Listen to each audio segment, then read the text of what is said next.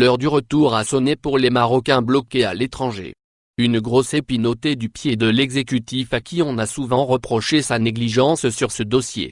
Dans son édition du 12 juin, le quotidien Al-Hadat Al-Maghribia se penche sur la gestion d'un des principaux points noirs du gouvernement dans la lutte contre la pandémie du coronavirus.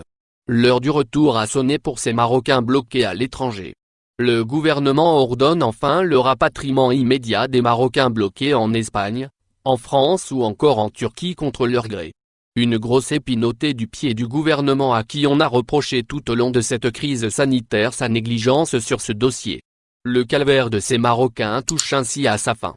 Une série de voyages retour est prévue en partance du pays ibérique, notamment de Malaga, Barcelone et Madrid. Des sources proches du ministre des Affaires étrangères, de la coopération africaine et des Marocains résidant à l'étranger affirment que 300 résidents bloqués en Espagne ont été rapatriés mercredi dernier à bord de 3 vols Malaga-Tétouan. Lors de cette opération, des critères de sélection humains et économiques ont été pris en compte. Les premiers rapatriés ont été les personnes âgées et celles confrontées à un manque de moyens financiers. La poursuite du programme se déroulera dans le respect total du protocole sanitaire dicté par l'Organisation de l'Aviation Civile Internationale, OACI, qui fait du port du masque, des contrôles de température et de la désinfection des avions, un préalable indispensable pour minimiser le risque de transmission du virus à bord des appareils. À ce propos, seuls 2/3 des sièges des avions affrétés ont été occupés, dans un souci de respect de la distanciation.